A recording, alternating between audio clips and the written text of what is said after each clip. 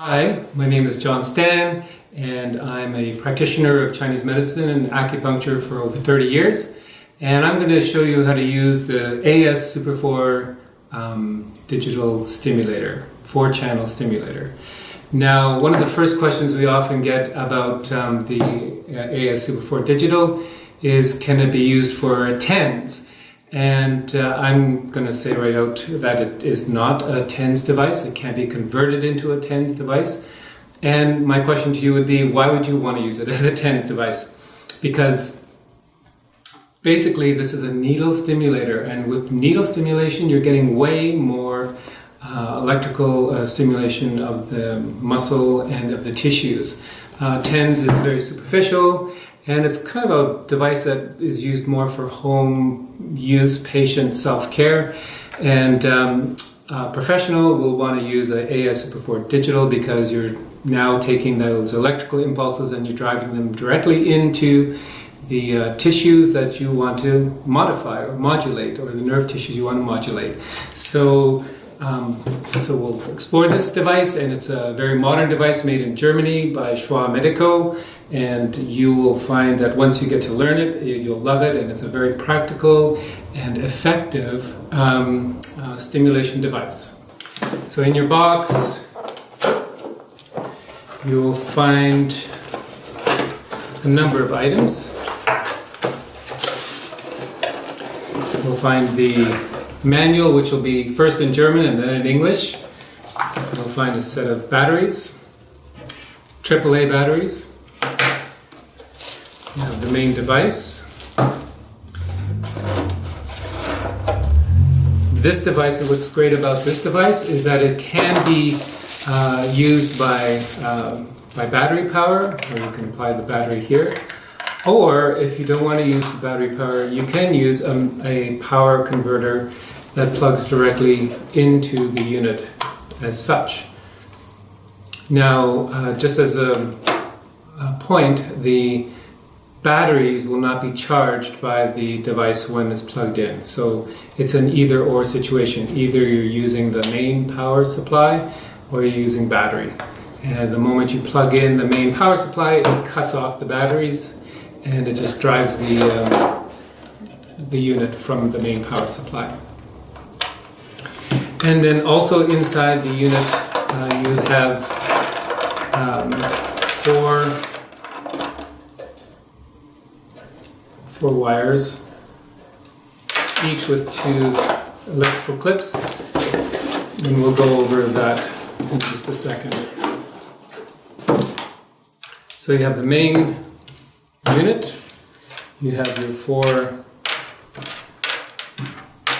different outputs, your battery, your manual, and your power supply. Now the leads are unique in that according to Health Canada regulations, that all medical devices have to have leads that are unique to the device. Before, a lot of the older units used to have basically just banana plug leads that you, like earphone leads, but as a result, people were putting strange things into the plugs. So they had to make these plugs unique to this device. So if you ever do need to replace a cord, you have to get an official replacement from the AS SUPER4 Digital from us at your supplier. Alright, so now that we've opened up the package, I'm going to show you how to put the batteries in. Now, it comes pre-packaged with some batteries, but I will use rechargeable batteries, I mean. I have 2 sets of rechargeable batteries, one that I always have charged and one that I will have in the unit itself. And so you can see where these little base clips are here. The negative goes to that. Plug it on and just repeat till all the batteries are in.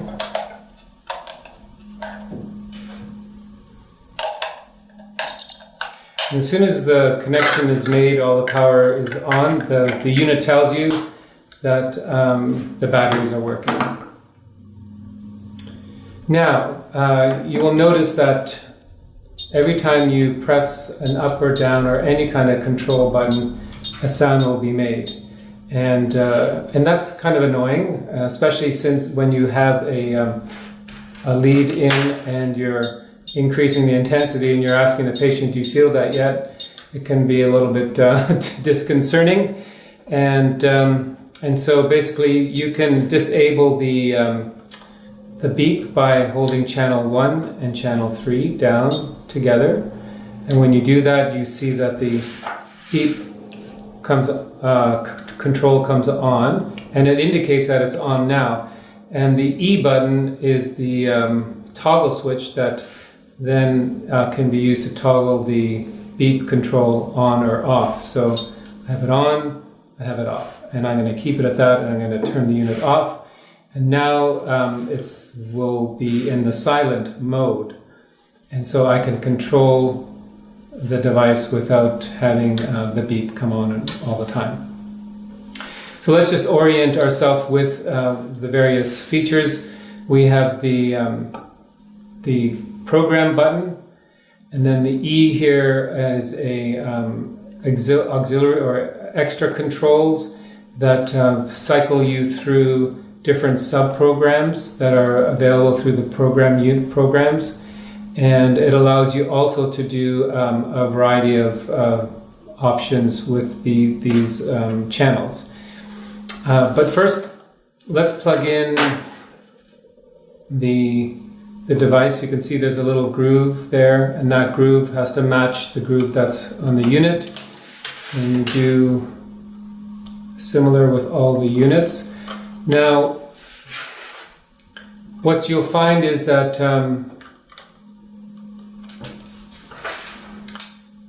over time, you have to be careful of these leads because the weakest joints are here and here. And so when you're using it, if you overstimulate this section here, you may weaken the connection here, and it may not be a continuous connection. So you notice that they put this little additional extra rubber wrapping to kind of prevent any wear and tear on the solder joint between the wire and the alligator clip. So it's just it's good to be aware of that, this joint. Now what's great about this device is that if at any point there is a disconnection here or the lead is damaged, when you're increasing the output and you'll notice it go up and up and up, and then eventually at some point it'll go back to zero. And that's a self-protection mechanism because the unit is always looking for a closed circuit where the electricity connects between the leads. If for some reason one of the leads fall off, or there's a disconnection in here, the unit will stop stimulating that lead. And so if that ever does happen, you'll know that one of the leads is damaged. So now your instruction manual basically takes you through everything in much more detail than what I'm going to give you now. I'm going to just kind of overview some of the highlights. And as I mentioned, the first part of the manual is in German, and the second part is in English. Now, I would encourage you to read the manual, but I know there are a lot of people that don't like to take the time to do so. But you will see that you have your, as the manual describes, you have your main display. You have the P, which is the selection of the program group, and then you have the E, which is the sub-program.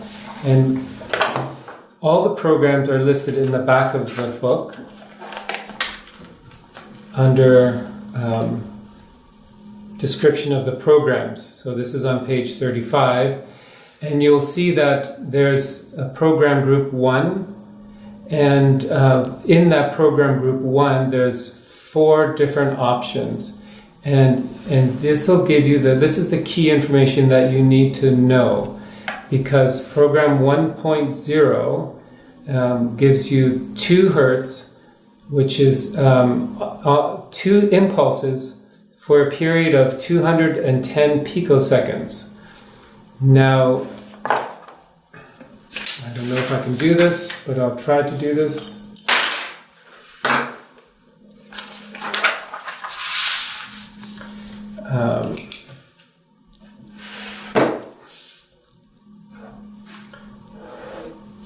If we have 0 and 1 second and 2 seconds, and this is intensity, how much power is going into the item, and this is the time. The unit will, if we have it at 2 hertz,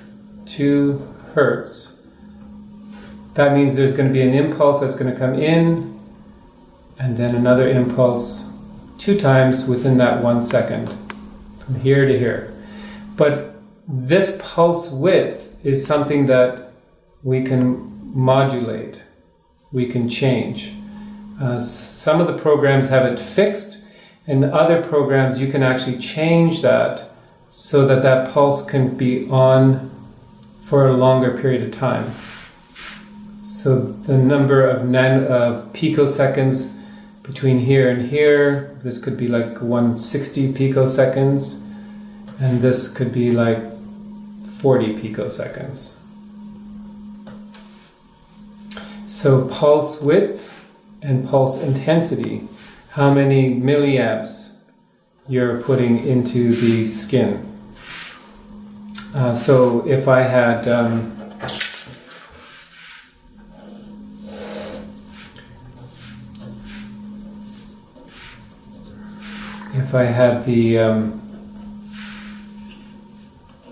time intensity, if I had the device set for 100 hertz, what does that mean? That means the pulses are going to be 100 in here within that 1 second. I can't draw 100 pulses in here, but if I were to zoom in into, say, that section there, those pulses still have a width, like they still have an actual on time, and they can still be modified a certain amount, right? So you can still play with the pulse duration, the number of picoseconds that pulse comes on. So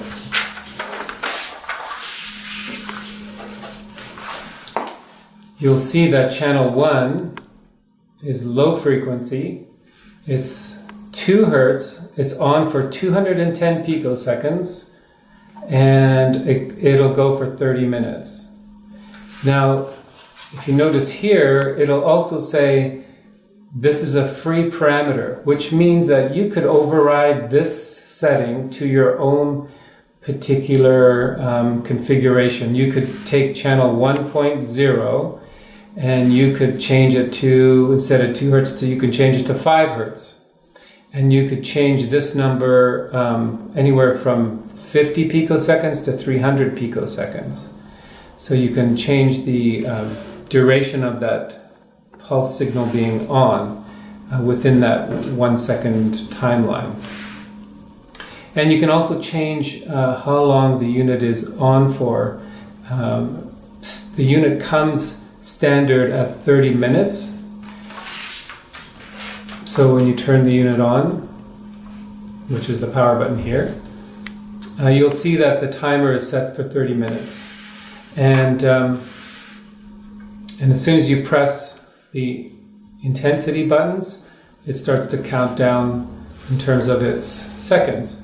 So I don't bother reprogramming this because I know that it always starts at 30, and then I just turn it on, and then when I want to come back and look, I can see, oh, it's at 25 minutes now, so that I know we've had 5 minutes of stimulation. And I generally do between 5 and 10 stimulation for musculoskeletal stimulation. For chronic pain and other types of terms, I would let it go for 30 minutes. So now I'm going to turn it on again, and I'm going to show you, we'll start at program 1, and you see that each channel corresponds to the channel above. So this channel 2 is corresponding to the black lead over there, and then you have your two clips, each with a red and black, meaning positive and negative.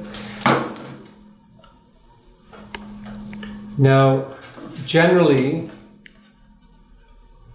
the power will come out of here. So this is the side that you will feel more electricity. Not all people will feel on the needles exactly the same impulse.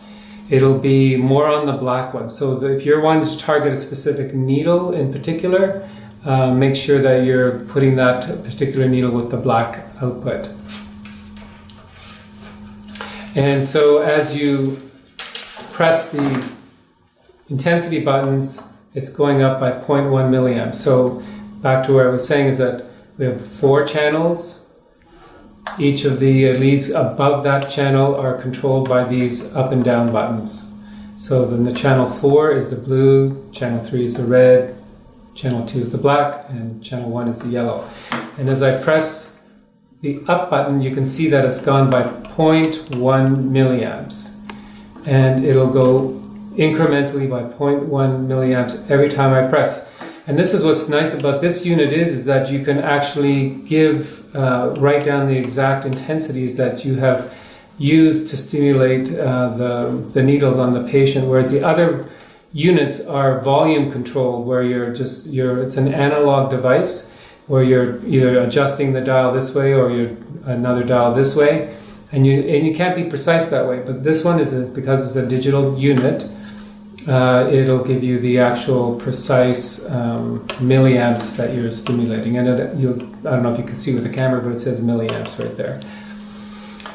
Now, program 1, you have to imagine there's a little dot there. 1.0 corresponds to this 1.0 low frequency, 2 hertz, 210 picoseconds for 30 minutes.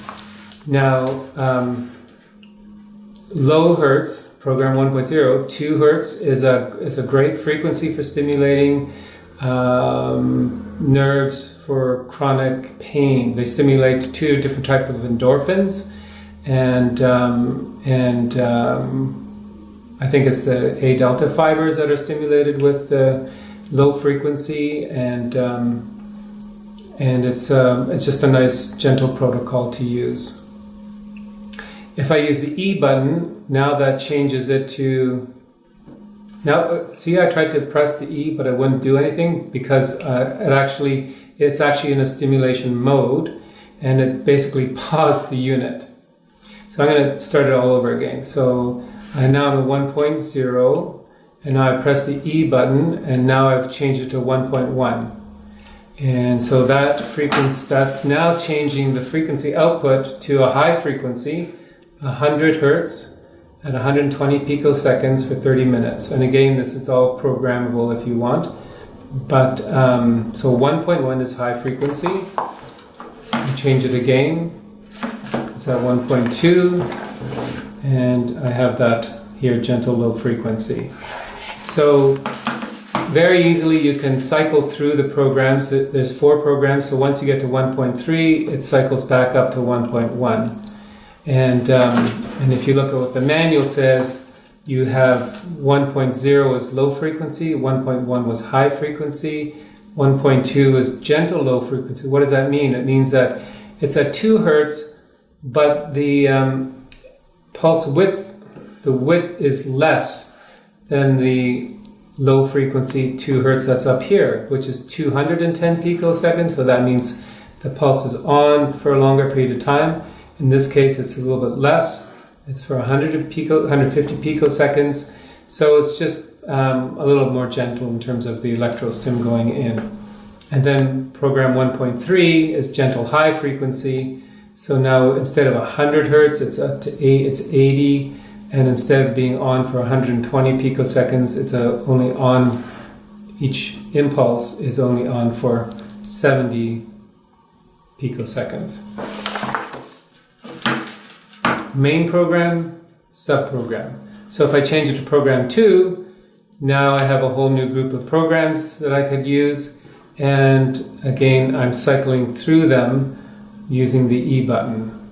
So this has only 3 programs. You can see it went from 2.0 1.0 to 2.1 and 2.2. That's your 3 programs.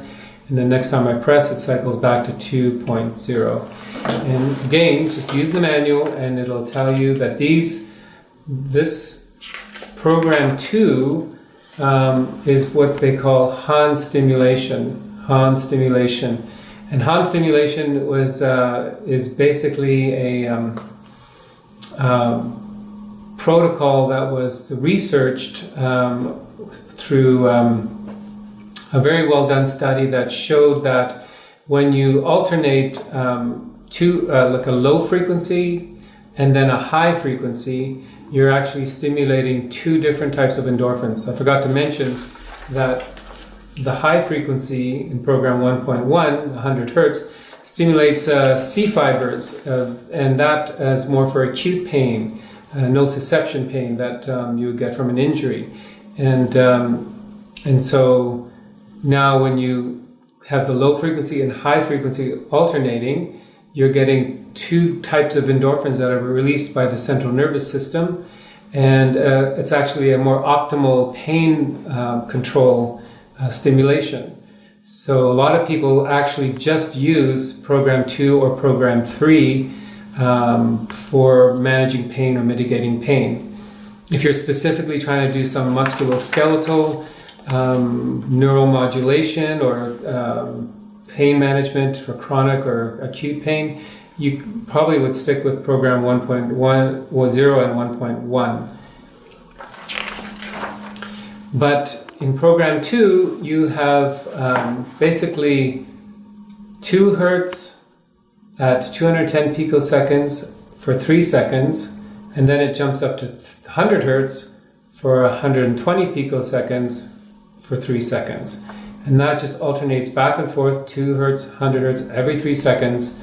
And now you're sending signals to the central nervous system that will stimulate a bigger range of endorphin releases. Now, there's the difference between 2 and 3. They're basically the same, Han 1, 2, and 3, Han 1, 2, and 3, but the difference is in program 3, you can actually program how long you want the picoseconds. You can modulate this intensity and what frequencies you're changing from. So again, this device is great for standard use, but it's also great for people that like to tinker and work with research and so on. They can kind of do their own adjusting of the frequencies schedules. Now,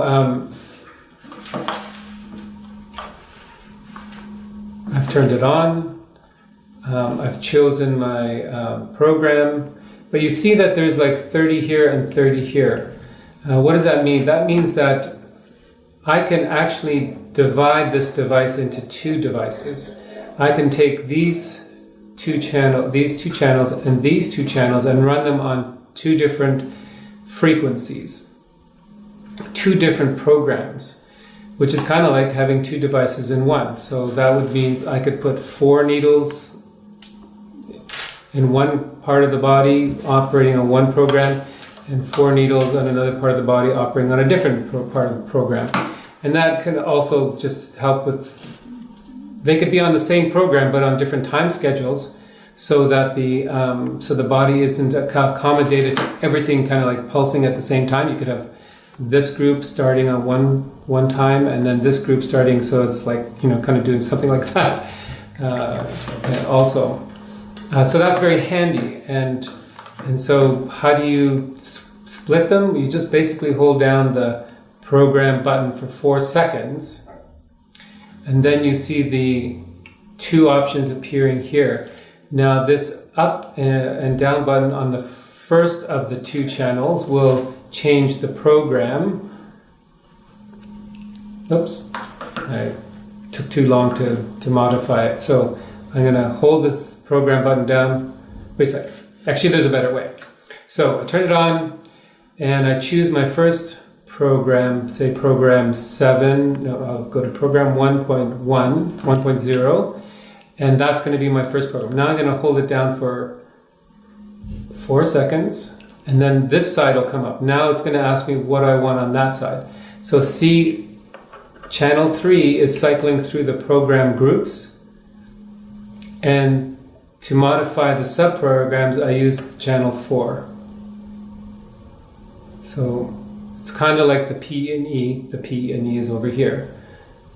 So I'm going to take it to program 1.1.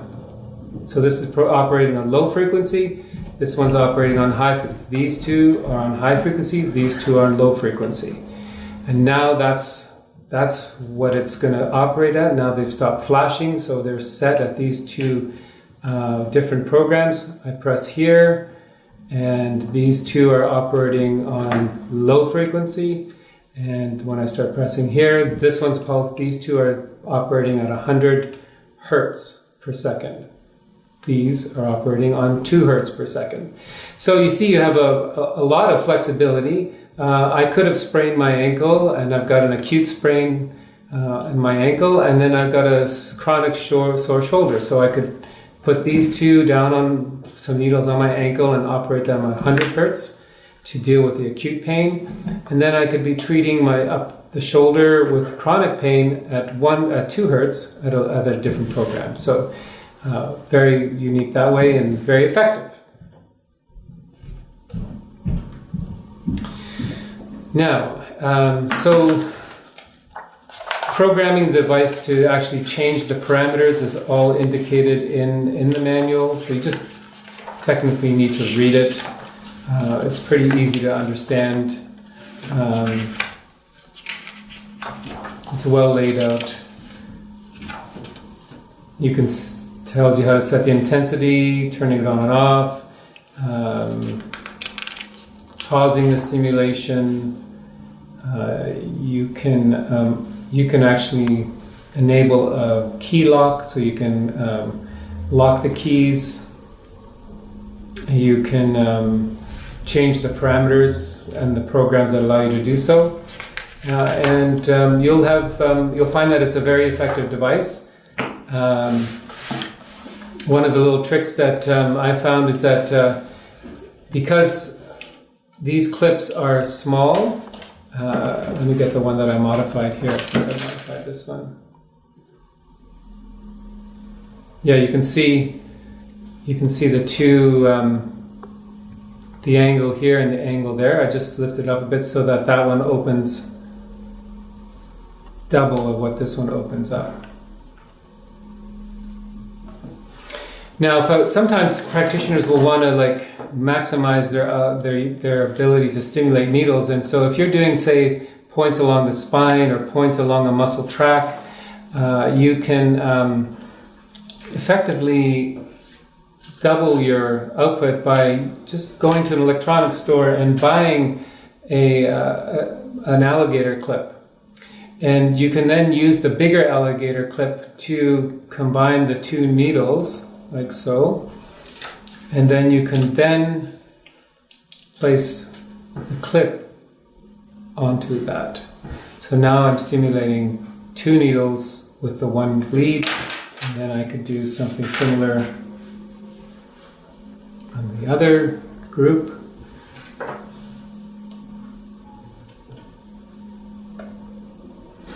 And now I've got 4 needles stimulated with just two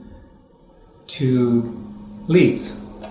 So that's a neat little trick you can do and maximize your output of your channels.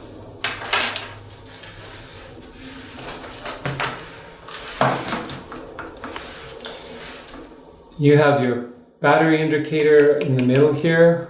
That'll has 3 bars, and as the battery goes down, it'll go down. Then you can just switch your batteries after that. Every time you turn it on and off, it'll reset to program 1. So you just have to remember to change it to the cycle that you like. The instructions give you all the other meanings for all the different programs. I've just highlighted them for the main popular ones, but there are more sophisticated channel programs for modulating the frequency burst programs for again chronic pain. They also conveniently programmed in the Nogier frequencies, which A, B, C, D, E, F, G, and U.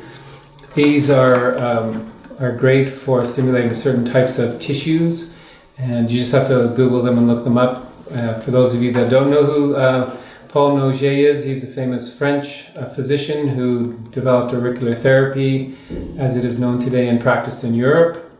And then there's some research frequencies that are listed here also. So a lot of options, a lot of choices, and I'm sure that you'll learn to love this little workhorse in your clinic.